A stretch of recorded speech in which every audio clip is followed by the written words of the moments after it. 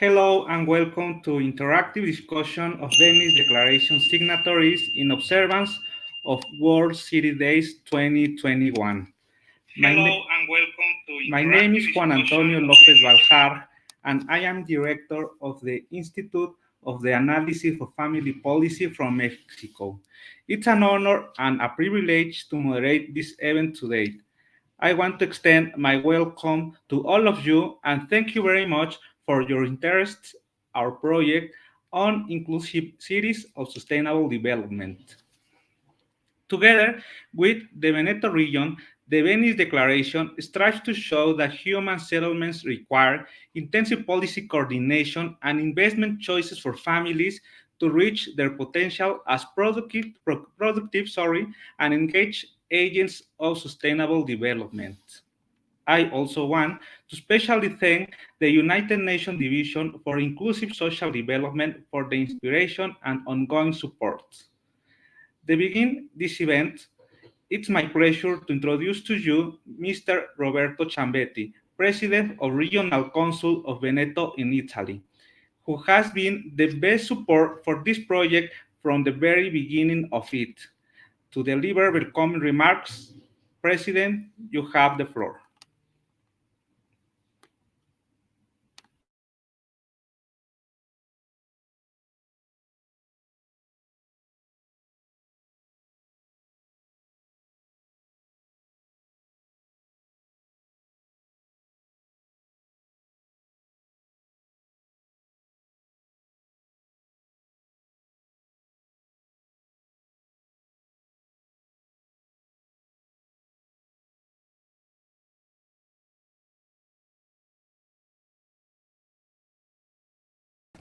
Innanzitutto ci tengo a congratularmi con i coordinatori alla guida di questo progetto, la IFFD, International Federation for Family Development, Ignacio Sosas, Undesa, Division for Inclusive Social Development, Daniela Bass, Uninove, Università 9 Luglio, Elisan, European Local Inclusion and Social Action Network, con i firmatari dell'Italia, in particolare con le regioni e le città importanti, soprattutto, permettetemi, Vicenza, la Francia, Austria, Carinzia, Grecia, Brasile, tra cui la capitale Brasilia e la città di San Paolo e le 20 città del Messico.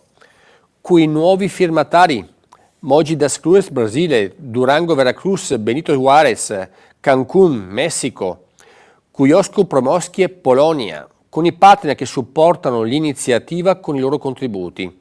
Family Tanks, programma di avvocati di Associazione del Solvimento della Famiglia, ADEF, Istituto di Analisi de Politica Familiar, IAPF, Messico, Università di Scienze Applicate di Rotterdam, Università Panamericana, Messico. Regioni, città, territori stanno soffrendo sempre più degli effetti della pandemia, del cambiamento climatico, dei disastri naturali, che ha messo in risalto la complessità degli ecosistemi. Il progetto Città Inclusive per Famiglie Sostenibili coglie questa sfida. È un'alleanza fra regioni e territori di tutto il mondo, promosso dalla Federazione per lo Sviluppo della Famiglia assieme alla Regione del Veneto, in collaborazione con la rete Elisan e il coordinamento accademico dell'Università di 9 luglio Uninove di Brasile, di San Paolo. L'iniziativa mira a rispondere alle necessità delle famiglie in questi 10 aspetti, situati alla base dell'Agenda ONU per lo Sviluppo Sostenibile 2030. L'alloggio, le nuove tecnologie, educazione, sanità, sicurezza, aria pulita, trasporti, accessibilità, tempo libero e turismo, famiglie vulnerabili. Il nostro impegno consiste nel presentare una volta all'anno, in osservanza del World City Days, i risultati in questi ambiti e in particolare l'implementazione dell'obiettivo 11, ovvero rendere le città e gli insediamenti umani inclusivi, sicuri, resilienti e sostenibili. Le conseguenze derivate dalla pandemia hanno evidenziato la necessità di un approccio olistico focalizzato sull'ecologia integrale, sia dal punto di vista umano che ambientale. Si tratta quindi di identificare le componenti per una ripresa umana e costruire il futuro migliore per le nuove generazioni. Ciò non può essere raggiunto senza prendere in considerazione la transizione inclusiva e rispettosa di tutti gli abitanti del pianeta e delle sue risorse. Questo infatti è l'obiettivo principale del patto dei sindaci per il clima e l'energia, che riunisce più di 61 paesi diversi impegnati a raggiungere o superare gli obiettivi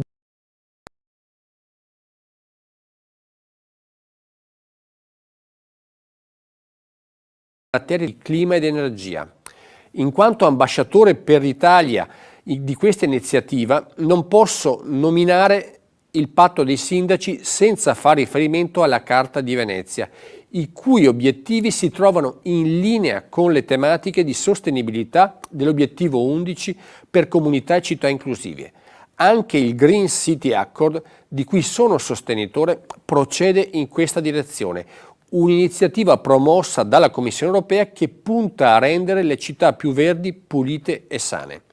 La pandemia ha sconvolto il vecchio mondo, facendo esplodere le contraddizioni che lo caratterizzavano. Abbiamo visto come la casa e la famiglia sono diventate il centro della nuova vita. L'abitazione ha dimostrato durante la pandemia di essere ancora un luogo privilegiato per la cura dell'ammalato, con grandi risparmi sia in termini di costi economici che sociali e ottimi risultati sanitari. L'abitazione, grazie alla diffusione dello smart working, è diventata luogo di produzione, mentre grazie all'e-learning si è trasformata anche in luogo di studio. L'indicazione è chiara: la casa e la famiglia sono al centro del nuovo mondo. Ma la Carta di Venezia, grazie agli stimoli dell'IFFD, di realtà come la rete Elisan, grazie al Dipartimento Affari Sociali ed Economici delle Nazioni Unite guidate da Daniela Bass o al contributo fondamentale di Uninove, è andata oltre. Se tutti abbiamo compreso il ruolo dell'abitazione e della famiglia che è diventato centrale, nella Carta di Venezia sono stati indicati anche le strategie di comunità per evitare rischi dell'isolamento, della socialità, della dipendenza da tecnologie. La casa non può trasformarsi in una prigione. Abitare sì, ma in comunità. Come lo sottolinea Daniela Bass, la crisi ha portato alla luce fratture già esistenti, ha accentuato situazioni di estrema povertà, situazioni di marginalità e di polarizzazione sociale, sono aumentate a scapito dei più vulnerabili, come i giovani, le minoranze, i gruppi considerati inutili, come gli anziani, le persone con disabilità o i disoccupati. Dall'altra parte ha rafforzato fenomeni come lo sfruttamento, i conflitti, la violenza domestica, la tratta di esseri umani, l'abuso sui bambini o degli anziani. Ciò è stato sottolineato dal Comitato sulla crisi ambientale e sanitaria, sfide di governance e solidarietà dalla conferenza delle ONG del Consiglio d'Europa, che desidera unire gli sforzi con i firmatari della Carta di Venezia per combattere la tragica vulnerabilità delle famiglie in situazioni critiche. Per affrontare le nuove sfide derivate dalla crisi occorre anche ripensare a nuovi modelli di vita nelle città e regioni e territori. È necessario ripensare alla città partendo dai bisogni della famiglia e dell'abitare, in maniera dignitosa, che significa garantire spazi adeguati, impianti igienici, acqua potabile, energia elettrica, collegamento alle reti telematiche, oltre appunto alla serie di servizi generali che il quartiere deve assicurare. Bisogna individuare tutte le best practices che possono arricchire il sistema di servizi. Le strade possibili devono essere intraprese secondo una nuova ottica, non rimanendo attaccati alla visione di un mondo che è stato completamente distrutto e stravolto. Individuare e selezionare le best practices è già un compito fondamentale, ma è fondamentale anche individuare le strade possibili per far incontrare in maniera positiva le esigenze della famiglia, della casa, dei quartieri con l'economia circolare e quindi con forme di recupero, riuso, riciclo, abbattendo lo spreco delle risorse irriproducibili, allungando i tempi di vita dei prodotti o la possibilità di un loro riuso. Ogni settore dell'economia deve essere coinvolto nell'organizzazione della nuova città. Non possiamo ammettere più sprechi assurdi. Conoscete già le problematiche connesse allo spreco alimentare? Più di un terzo delle derrate alimentari vengono gettate via. Forse non conoscete Altre forme di spreco, faccio un esempio, l'industria dell'abbigliamento, un comparto da 1,3 trilioni di dollari di fatturati con oltre 300 milioni di persone occupate nel mondo, consuma 98 milioni di tonnellate annuali di risorse non rinnovabili, oltre a 93 miliardi di metri cubi d'acqua, emettendo circa 1,2 miliardi di tonnellate di CO2, 500 mila di tonnellate di fibre di microplastica riversate negli oceani.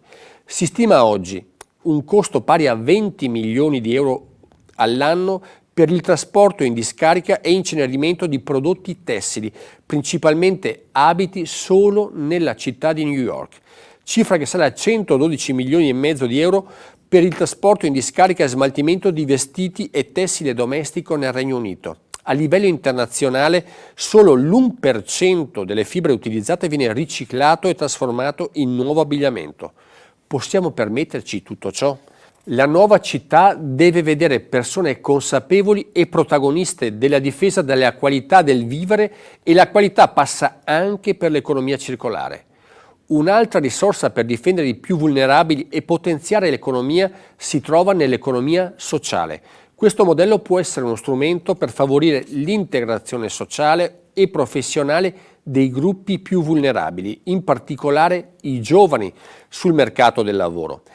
È proprio questa l'idea che è stata sviluppata dai nostri partner della regione Kujavia-Pomerania nel congresso internazionale sull'economia sociale che si è svolto il 19 ottobre, tematica sulla quale continueremo a lavorare. Mi preme sottolineare l'importanza del coinvolgimento dei giovani nella costruzione del domani. A questo riguardo è risultata molto significativa la collaborazione con l'Università di Scienze Applicate di Rotterdam attraverso l'iniziativa Minor Behind Borders. Le studentesse di cui oggi avremo con noi una rappresentante lavorano su punti della Carta di Venezia relativi alle famiglie vulnerabili e la sanità attraverso un progetto che porterà ad un'analisi comparativa delle sfide e migliori pratiche per riflettere sui bisogni dei gruppi più vulnerabili. Sono inoltre contento che anche l'Università Panamericana del Messico fornirà dei contributi in merito, e se altre università vogliono aggiungersi all'iniziativa sono le benvenute. Colgo questa occasione per darvi appuntamento al nostro prossimo incontro tecnico che sarà programmato nel marzo del 2022. Infine auspico che i contenuti e il lavoro svolto da noi tutti nel quadro della Carta di Venezia possano contribuire alla nuova agenda urbana, che punta a creare una visione comune per un futuro migliore e più sostenibile, così come il World Urban Forum che si svolgerà in Polonia il prossimo anno, centrato sulle sfide della rapida urbanizzazione e del suo impatto sulle comunità, città ed economie. Concludo ai giovani che ci stanno ascoltando di guardare il nuovo mondo con occhi nuovi. Vi invito a guardare lontano, a guardare chi abita il futuro, perché in quel futuro voi ci sarete e quel futuro condiziona il presente. Grazie e buon lavoro a tutti. Thank you very much for your participation, President, and thank you for support our project, Inclusive Cities for Sustainable Families.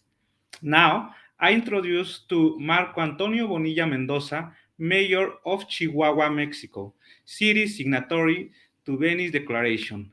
Mayor, you have the floor. Amigos, soy Marco Bonilla, presidente municipal de Chihuahua Capital, y es un gusto estar con ustedes. Agradezco a la Federación Internacional para el Desarrollo de la Familia, la IFFD, a la División para el Desarrollo Social Inclusivo de Naciones Unidas y al Instituto de Análisis de Política Familiar por la invitación a participar en este importante foro con motivo del Día Mundial de las Ciudades a celebrarse el próximo 31 de octubre.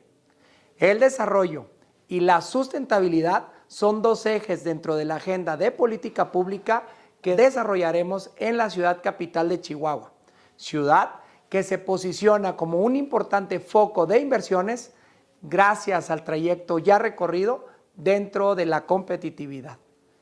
Quiero compartir como antecedentes los siguientes datos. De acuerdo con el Instituto Nacional de Estadística y Geografía, INEGI, en México existen aproximadamente 4.015.000 unidades empresariales, de las cuales 99.8 son micro, pequeñas y medianas. que generan el 52% del Producto Interno Bruto o PIB y el 72% del empleo en nuestro país. A través de estos datos oficiales podemos constatar la importancia que en la economía nacional tienen las micro y pequeñas empresas. En el caso de Chihuahua, de mi tierra, las micro, pequeñas y medianas empresas generan el 68% del empleo formal total y participan con el 50% del Producto Interno Bruto. Antes del inicio de nuestro gobierno, desarrollamos un proceso de análisis profundo, teniendo los siguientes datos a considerar como marco para la formulación de una agenda global. Con la pandemia, el municipio de Chihuahua perdió 14,917 empleos, recuperándose el 84% a noviembre del año 2020, en donde el sector turístico fue el más afectado por la contingencia sanitaria y el que ha tenido más problemas para recuperarse, así una recuperación lenta. En promedio, 3 de cada 10 empresas cierran en su primer año y cerca de 7 en los primeros 5 años de vida. El 33% cierra por falta de financiamiento y el 36% por falta de conocimiento, información y aspectos técnicos, y el resto por factores varios. Debido a ello, la generación y fortalecimiento de las capacidades productivas de las micro, pequeñas y medianas empresas es de gran importancia, ya que actualmente contamos con 36,404 empresas, de las cuales 98,2% son micro y pequeñas, perteneciendo la mayoría al sector de servicios y comercio, y quienes concentran el mayor porcentaje de empleos con ingresos superiores a los 2 salarios mínimos, y estas ocupan el 56,4% del empleo de nuestra ciudad. Ahora quiero compartir con ustedes las líneas de acción que estamos desarrollando en esta ciudad capital para abordar las necesidades de sostenibilidad, economía verde y socialmente equitativa, apoyando en el sostenimiento de la micro y pequeña empresa. Primero, a través del Fondo Mi Pyme Chihuahua, fortaleceremos las micro y pequeñas empresas por medio de la creación de un fondo de garantías en alianza con financieras locales, crowdfunding, créditos y apoyos directos. Segundo, también, y en esto quiero hacer especial énfasis, la Escuela de Economía Social y Solidaria, que busca que la ciudadanía tenga un acercamiento e intercambio de saberes comunitarios y desarrollo económico a nivel local. Y con esto abordaremos directamente la equidad social y una importante aportación a la sostenibilidad de nuestra ciudad. Y tercero, los centros de apoyo familiar para el desarrollo de la micro, pequeña y mediana empresa, en donde, a través de los centros comunitarios con los que actualmente contamos, apoyaremos en el desarrollo de capacidades para oficios y profesiones para el autoempleo, y con ello también la formación de cooperativas. En Chihuahua Capital reconocemos el trabajo en equipo como la mejor plataforma para el desarrollo común y equitativo. Como ustedes saben, en países como el mío es muy frecuente el comercio informal, aunque este fenómeno no se escapa casi de ningún otro país. Una de las acciones que estamos emprendiendo es simplificar y digitalizar todos los procesos para que el exceso de temores y la dificultad para cumplirlos no sea un obstáculo para quienes deseen regularizar su situación, pasando de la informalidad a la formalidad. La informalidad irá disminuyendo en la medida que nuestro gobierno transite hacia la digitalización total de sus trámites, y así también en la medida que los procesos de apertura sean menos largos, más sencillos, eficientes y eficaces. Nuestro gobierno apuesta por la promoción de familias autosustentables, que desde el valor del esfuerzo puedan darle mayor estabilidad a su vida diaria y, por supuesto, a su patrimonio. Gobiernos honestos, transparentes, cercanos a la gente, en síntesis, gobiernos que sí sirvan y que tengan claridad en los antecedentes de las problemáticas que se deben atender, serán los mejores partidarios de la sustentabilidad, del desarrollo y, por supuesto, de la competitividad. Enfoque hacia el que miramos y para el que trabajamos cada día como gobierno municipal. Envío mi saludo y extiendo la invitación a todas y todos, ciudades hermanas del mundo, a visitar Chihuahua capital, a conocer una ciudad que trabaja en la implementación de la agenda global humanista desde su agenda local. Chihuahua es capital de trabajo y resultados. Por su atención, muchas gracias. Chihuahua. Thank you very much for your participation, Mayor, and thank you for your commitment with the family in Mexico.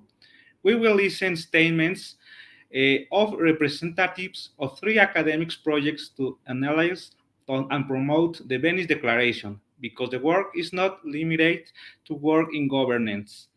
First, we will listen to Gina Edelenbosch from Netherlands, who is going to explain the academic project to analyze the impact of the Venice Declaration. Gina, you have the floor. Thank you. Well, ladies and gentlemen, my name is Gina Edelenbos, and I would like to thank you all very much for your attention. It is my pleasure to speak here today on behalf of the IFFD, the Edison Network, and Rotterdam University of Applied Sciences. I am a nursing student at the Rotterdam University of Applied Sciences.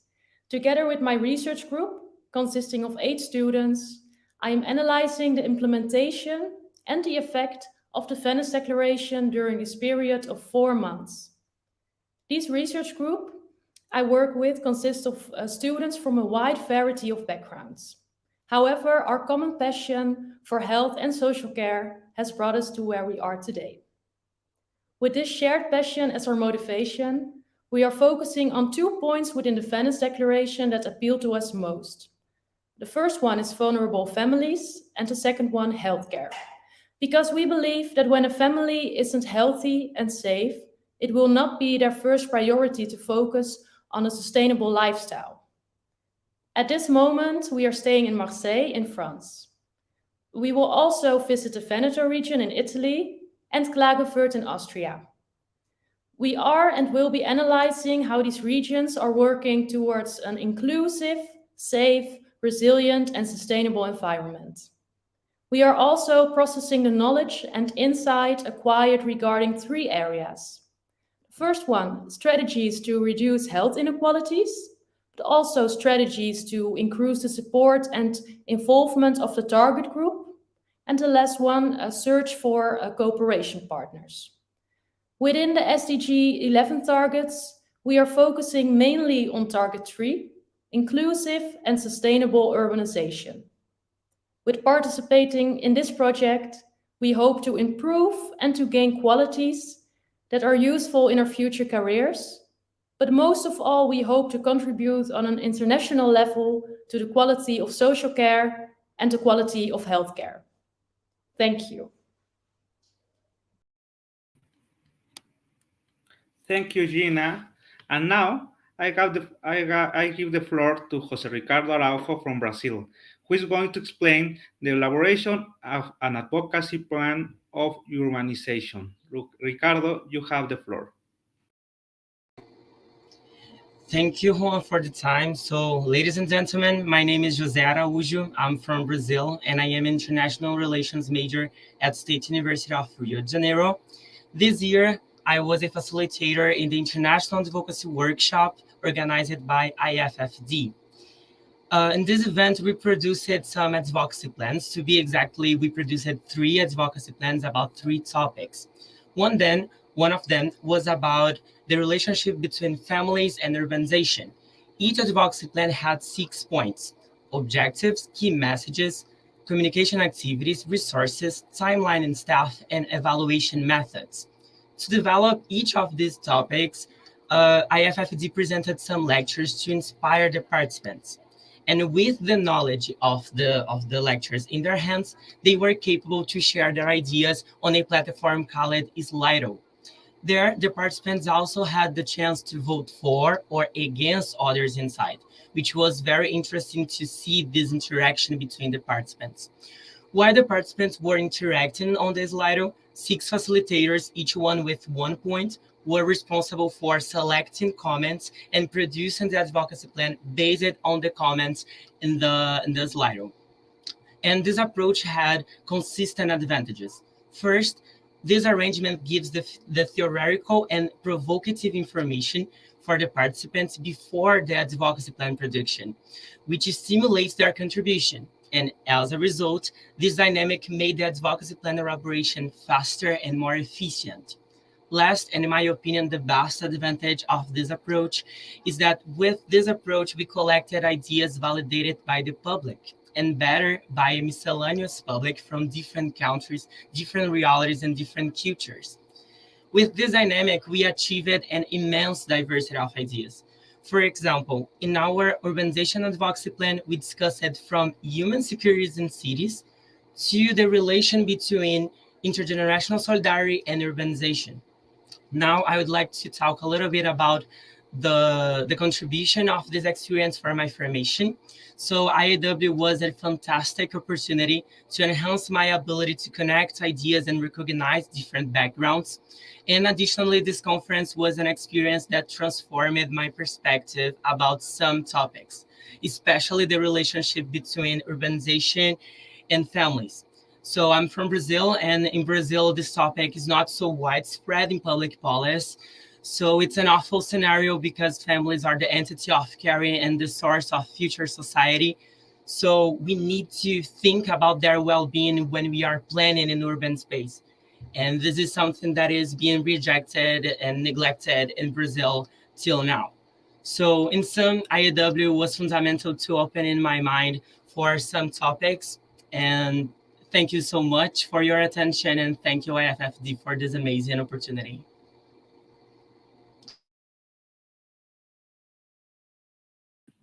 Thank you for your participation, Jose. Now, the next statement will be made by Koen Vermeet for Netherlands, who is going to explain the organization of a focus group on urbanization and migration. Koen, you have the floor. Thank you very much, Juan. Dear distinguished delegates, ladies and gentlemen, on the 18th of November, an online focus group will be held on the topic of urbanization and migration as a megatrend in light of the Venice Declaration. This focus group will consist of several experts who will share their experiences and insights on a wide range of topics, varying from inclusive social urban policies to infrastructural innovation to the need for the transition to a sustainable economy in the years to come. The objective of this focus group, besides sharing ideas between experts and raising awareness among attendees of the problems faced by urban areas, will be to produce an outcome publication, including the most important topics discussed at the focus group, as well as some practical recommendations regarding social policies and good practices. This outcome publication will be disclosed and made available for all the territories that have allied themselves with the Venice Declaration and have joined the Inclusive Cities for Sustainable Families project to enable them to work more focused on relevant issues related to their areas. It will provide these territories with more in-depth analysis of certain problems and ways to make their territories inclusive, safe, resilient, and sustainable. In addition, this document will be used as a background documentation for the next annual meeting of signatories of the Venice Declaration to set the foundations of a discussion on those topics. Thank you very much.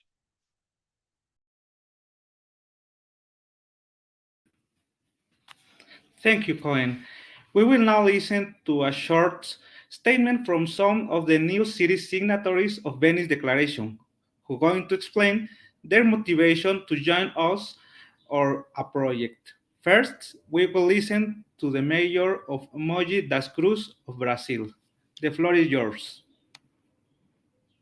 Caio Cunha, prefeito de Mogi das Cruzes, eu vim aqui para agradecer a oportunidade que a nossa cidade tem de ser parte do projeto Cidades Inclusivas para Famílias Sustentáveis.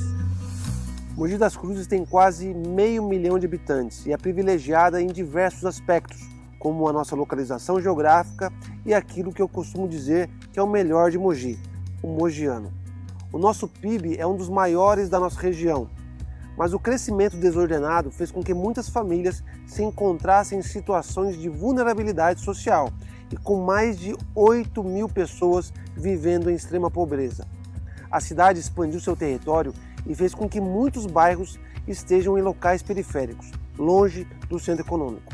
Por isso, fazer parte desse projeto vai nos ajudar a desenvolver a cidade do futuro, a cidade que queremos. O nosso governo está fundamentado em 4 pilares que vão nos direcionar ao desenvolvimento sustentável. O nosso compromisso é com o legado que nós queremos deixar. Agradecemos a oportunidade de fazer parte desse projeto e aprender e contribuir para fazer de Mogi uma referência para todo o Brasil.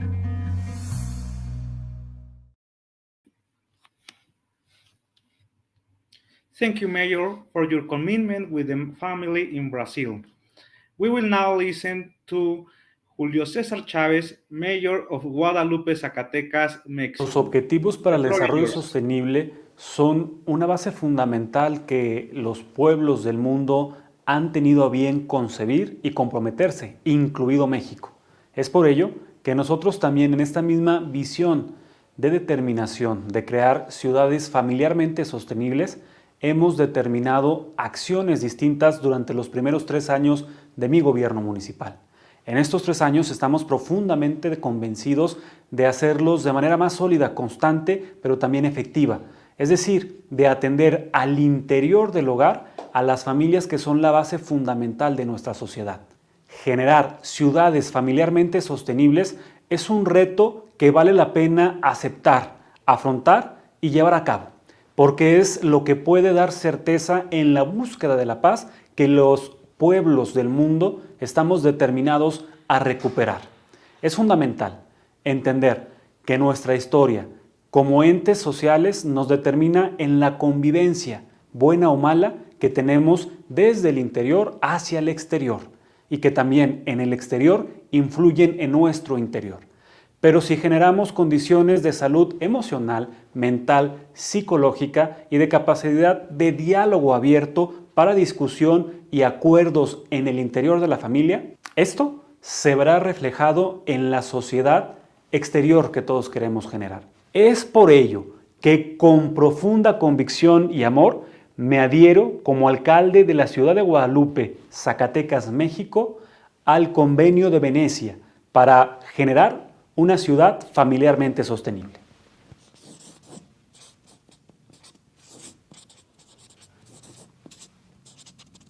Estoy seguro que lo vamos a lograr. Thank you, Mayor, for your commitment with the family in Mexico. We will now listen to Jorge Saloon, Mayor of Durango, Mexico. The floor is yours. Hello to everyone. It's a pleasure for me to celebrate this commitment signature of family-friendly, sustainable cities. I thank the interest of my old fellow mayors and the members of the Venice Agreement to collaborate in all actions to lead our city and our cities towards the 2030 agenda. And together we move forward. Nobody must be left behind. This signature is guided by the commitment we have with our cities and the global agenda. This is not only a government's responsibility to reach these goals. Government and society are needed. We must transform these actions to real impacts, measurable and visible results that can transform people's lives. For everything said before, I reiterate our endorsement and support to all the actions to make public administrations to contribute to strengthen the family values and make them have a positive impact. Aspects like safety and equal opportunities must be prioritized. Protect the rights and promote our duties as well as civic values is everyone's responsibility. There is no going back. Durango, with its planning instruments, supports the 2030 United Nations agenda. We have a clear route for the present and for the future. Together, we achieve more.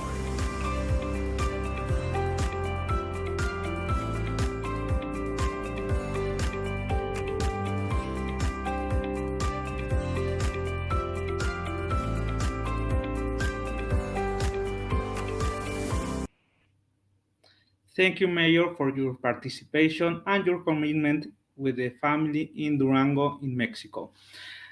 Next, we have the opportunity to listen to Governor of Region of Kujawsko-Pomorskie of Poland.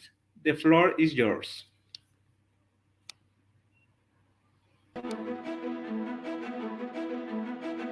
Ta deklaracja jest otwarciem właściwie na świat, kiedy współpracując z wszystkimi państwami ONZ dzielimy się naszymi doświadczeniami, ale też korzystamy z doświadczeń innych. Fakt, że jesteśmy pierwszym regionem w Europie Środkowej, wschodniej, który tę deklarację przyjmuje jak własną, no i świadczy o tym, że dużo w tym zakresie robimy. Deklaracja jest zobowiązaniem jednostronnym, więc tylko od nas będzie zależało, w jakim kierunku nadal będziemy postępować. Mówimy o 2030 roku, czyli tym, kiedy kończy się nowa, jeszcze w tej chwili przygotowywana perspektywa budżetu unijnego. Mam nadzieję, że poprzez tę deklarację skoncentrujemy się w realizacji RPO na aspekcie rodziny. Dużo w tym obszarze się zmienia w Polsce od już wielu lat i mam nadzieję, że te zmiany będą nadal postępowały z korzyścią dla rodzin, żeby rzeczywiście afirmacja rodziny stała się nie tylko hasłem, ale realną polityką działań nas, ale wszystkich samorządów w naszym województwie.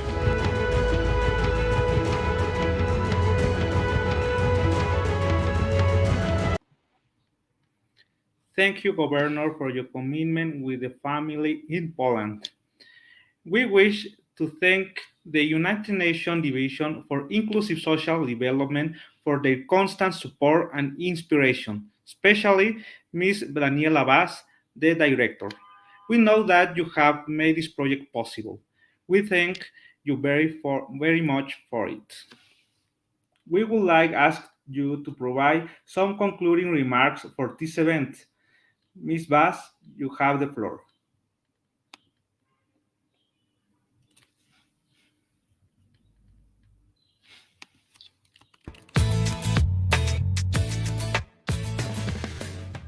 Here we are at the end of this very important day, and the event was as successful as the previous ones. We have been celebrating together this World Cities Day since a few years, and particularly after the Venice Declaration signatories, it became even more relevant than it was before.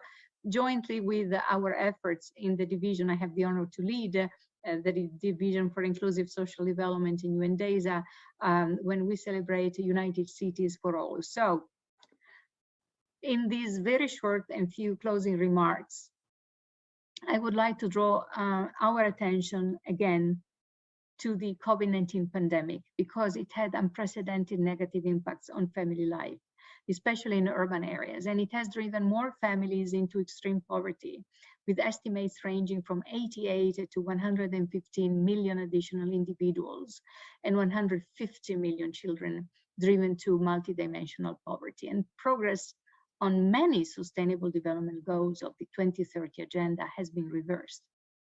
We also have seen exodus from cities. They're becoming ghost cities and rising crime. So these are challenges now we have to face more than before, more than ever. And as you know, every challenge, though, is also an opportunity. And we need to build better and make cities more livable for families and for all generations, actually, and learn from the lessons of this pandemic.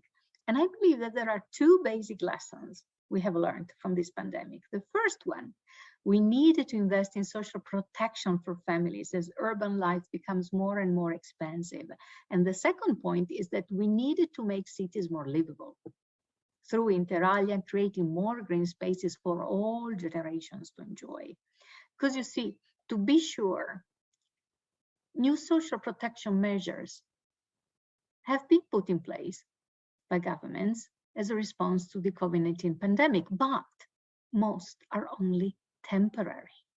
And I think we still lack the realization that families offer first social protection systems and investment in family-oriented policies will benefit all generations and will bring us closer to achieving many SDGs and targets. And then, as you know, SDG 11 talks about building sustainable infrastructures in urban areas and investing in green spaces. And I think that in the aftermath of the pandemic, we all understand the importance of green spaces even more. Having green spaces and access to nature is a growing focus of early childhood specialists who advocate that nature-based play facilitates early development and leads to positive youth outcomes. I was born in the countryside. I enjoyed all of this. And trust me, I think that it gave me a solid foundation.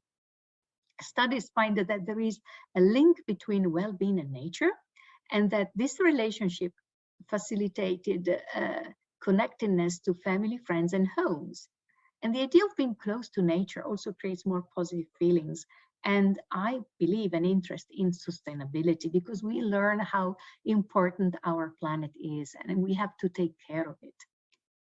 And we also know that spending more time in natural surroundings contributes to positive mental health, which leads to healthier close relationships, improves the family well-being, communities feel better, and therefore cities, flourish. And honestly, it is really my hope that the signatories of the Venice Declaration will take action to be better in the aftermath of this pandemic, for all people of all ages and of all abilities. And I count on your cooperation and engagement in this process and wish you more and more signatories. And I'm sure that committing to the principles of the declaration will bring us closer to realizing the agenda for sustainable development. So thank you for helping member states to accelerate the implementation of the 2030 agenda and hopefully to succeed by the year 2030 in having most of the goals implemented. Thank you so much. Thank you, Ms. Daniela Vaz, for support the project, how Director of Division for Inclusive Social Development of United Nations, for promote inclusive cities for sustainable families. This concludes our celebration of the 2021 World Cities Day. On behalf of the EIFD organization, I thank you your participation. We invite you to visit our website, familyperspective.org, for any further documents and information, and iffd.org if you want to know more about our activities for families worldwide. Good morning, good afternoon, and good evening to each one of you. Thank you.